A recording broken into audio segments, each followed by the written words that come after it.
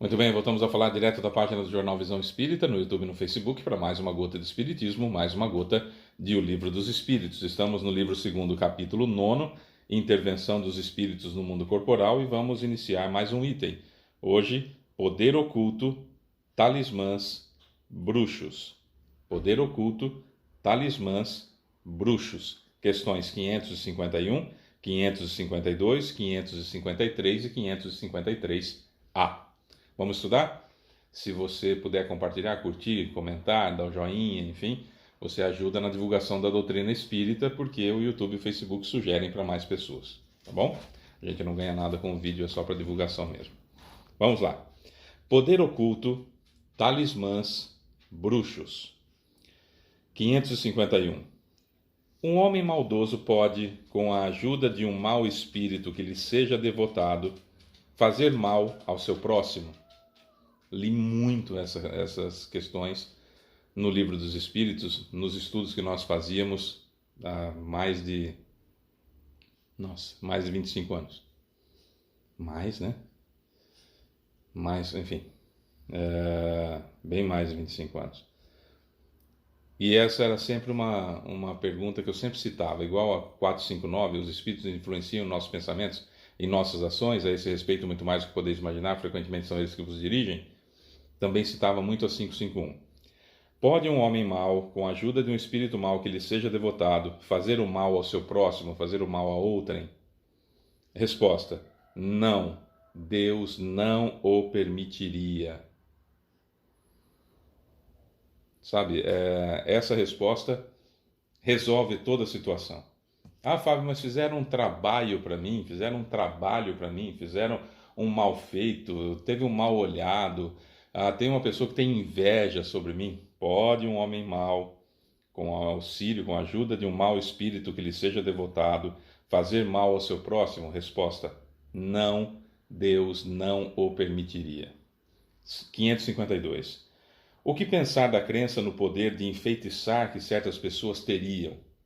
Resposta: certas pessoas têm um poder magnético muito grande do qual podem fazer um mau uso se seu próprio espírito for mau. E nesse caso, elas podem ser auxiliadas por outros maus espíritos. Mas não acreditai nesse pretenso poder mágico que só existe na imaginação de pessoas supersticiosas, ignorantes, desconhecedoras das verdadeiras leis da natureza.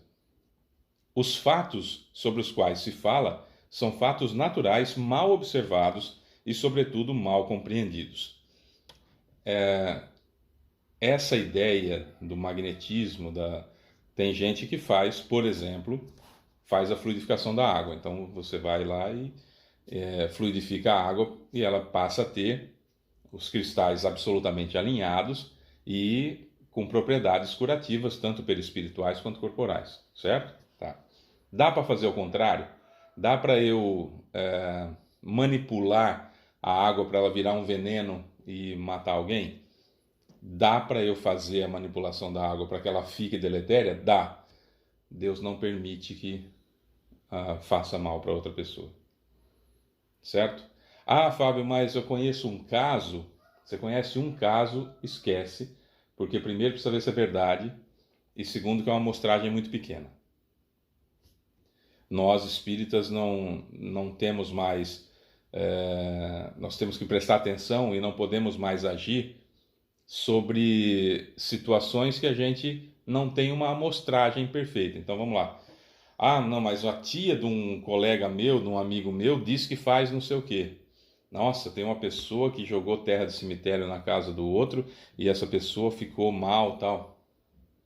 Quantos casos? Quais circunstâncias? O que é que ficou mal? Está no planejamento encarnatório da pessoa? São um monte de situações, por isso que ele fala aqui, ignorantes das verdadeiras leis da natureza, desconhecedores das verdadeiras leis da natureza. Porque, pera lá, eu tenho um planejamento encarnatório aprovado por Jesus. Você também, todos nós temos. Então vamos lá, vamos fazer o planejamento encarnatório. Eu estou lá no plano espiritual, 1947, vai nascer meu pai, já combinamos tudo certo, aceitou que eu viesse filho dele, minha mãe, que vai nascer poucos anos depois, também aceitou vir minha mãe, está tudo certo.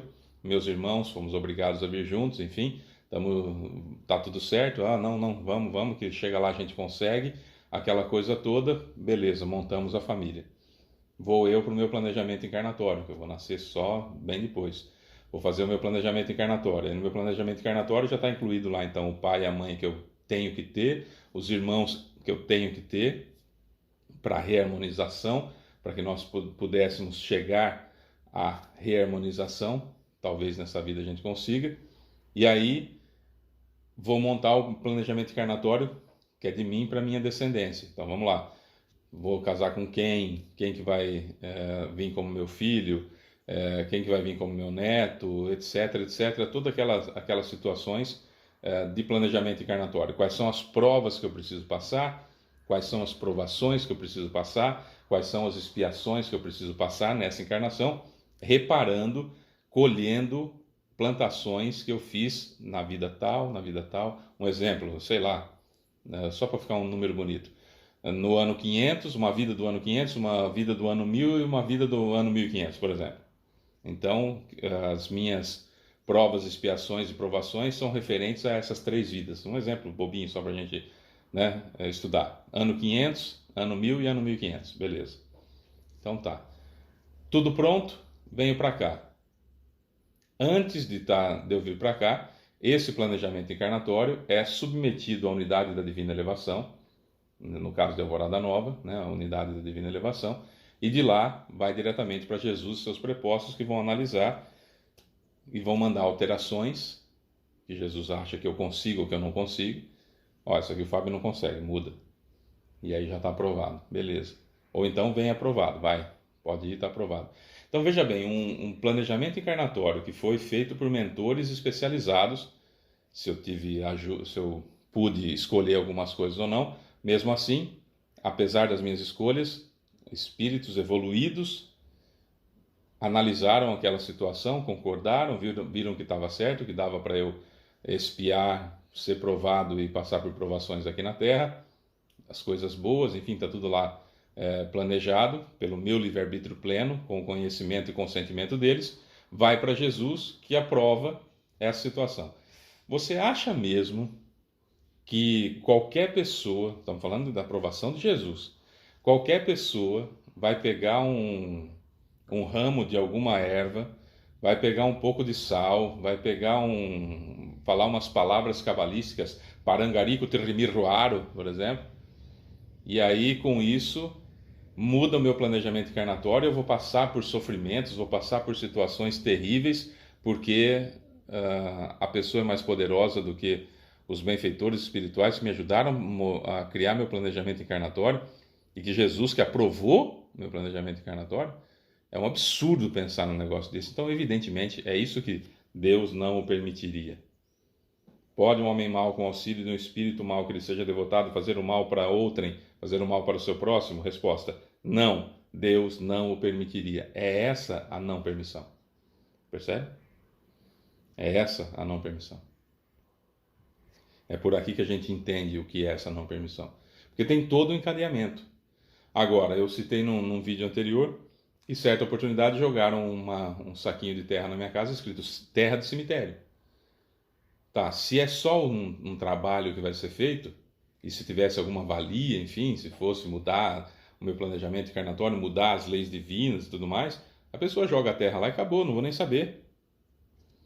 Certo? E só vão acontecer coisas ruins para mim. Por que é que estava escrito terra de cemitério? Porque é que sempre dão um jeito da gente saber, ou quando o corpo da gente dorme e a gente sai do corpo, a gente é informado que foi feito um trabalho para nós, ou alguém nos conta que foi feito um trabalho para nós. Por que que isso acontece? Porque eu preciso enfiar na cabeça que aquilo foi feito para mim, e eu começo então a tomar decisões erradas. Eu começo, se eu tiver um problema de ansiedade, você imagina como que eu vou ficar, não é? E aí eu começo a ficar naquele pré-sofrimento, e qualquer coisa que eu julgue que não deu certo, imediatamente eu atribuo aquele trabalho que fizeram para mim. E eu começo então a me permitir fazer as coisas e baixar ainda mais a vibração, porque afinal de contas fizeram um trabalho para mim. É assim que funciona. 553. Qual pode ser o efeito de fórmulas e práticas com a ajuda das quais certas pessoas pretendem dispor da vontade dos espíritos? Resposta: se são pessoas de boa fé, o efeito é o de torná-las ridículas. Caso contrário, são tratantes que merecem uma punição. Todas as fórmulas são charlatanices. Não há nenhuma palavra sacramental, nenhum signo cabalístico e nenhum talismã que tenha qualquer ação sobre os espíritos, pois eles só são atraídos pelo pensamento e não por coisas materiais. 553A. Certos espíritos não ditaram algumas vezes fórmulas cabalísticas? Resposta: sim. Tendes espíritos que vos indicam sinais ou palavras bizarras ou que vos prescrevem certos atos com a ajuda dos quais fazeis o que chamais de conjurações.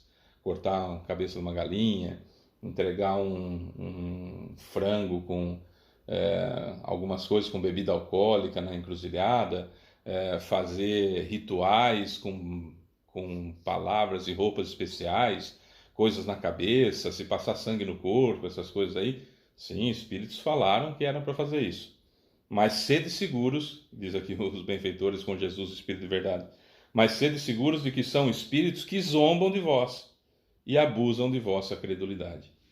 Aliás, há muitos relatos desse que nós acompanhamos, de espíritos que verdadeiramente se divertiam muito em ver as barbaridades que aconteciam. No livro Bastidores da Mediunidade, do Emanuel Cristiano, pelo Espírito Nora, tem inclusive os espíritos que apareciam no grupo espírita que tinha videntes, e os espíritos apareciam com formas de alienígenas, até plasmavam naves espaciais, e os adeptos daquele centro, né, os frequentadores daquele centro, daquela reunião mediúnica, estavam cientes e tinham certeza absoluta que estavam tendo contatos com extraterrestres, que tinham espíritos reptilianos que estão aqui entre nós encarnados, e do outro não sei o que de anos que estão encarnados também. Uns são maus, outros são bons, e os extraterrestres estão vindo e tal. E a Nora conta, através do Emanuel Cristiano no livro, do quanto esses espíritos se divertiam com isso, o quanto que eles davam risada e eles se preparando. Vamos lá, vamos fazer o teatro para enganar aquele povo lá. E eles caíram. E quantos não caem até hoje em dia nessa brincadeira de mau gosto que os espíritos acabam fazendo. Mas não passa disso, brincadeira de mau gosto, nada além. Se não tiver no planejamento encarnatório, não vai acontecer. Se tiver no seu planejamento encarnatório ter um câncer como provação, o que é câncer como provação? Você vai desencarnar de câncer. Vai desencarnar, não vai ter jeito, é provação. Porque você precisa expurgar de você aquilo. Vai aparecer, pode até aparecer espírito falando assim, fui eu que fiz isso. Não é verdade. Porque se apareceu em você, era uma lesão que você tinha no perispírito, era o efeito de uma causa do passado. Por isso, provação. Se você está tendo um câncer expiação, aquele que pode ser curado, que é algo que o expurgo é menor, né? Só um susto já resolve e já elimina, né, esse problema de dentro da gente, que é a expiação, que pode ser pelo amor, pode ser pela dor e pode passar numa encarnação, pode ser suprimido. Deu o câncer, o espírito vem, o grupo vem e fala, fui eu que te dei esse câncer aí. E quando sara, fala, dei uma chance para você, sabe? Esse tipo de aproveitador é o que eles são na realidade, porque na realidade não podem fazer nada conosco, porque uma situação dessa vem do planejamento encarnatório, de um passado de delitos que agora estamos recuperando. Certo? É isso. Amanhã a gente continua sobre esse assunto com mais perguntas e com mais explicações. Eu sou Fábio Pereira, essa é mais uma Gota de Espiritismo. Beijo pra você que fica, tchau.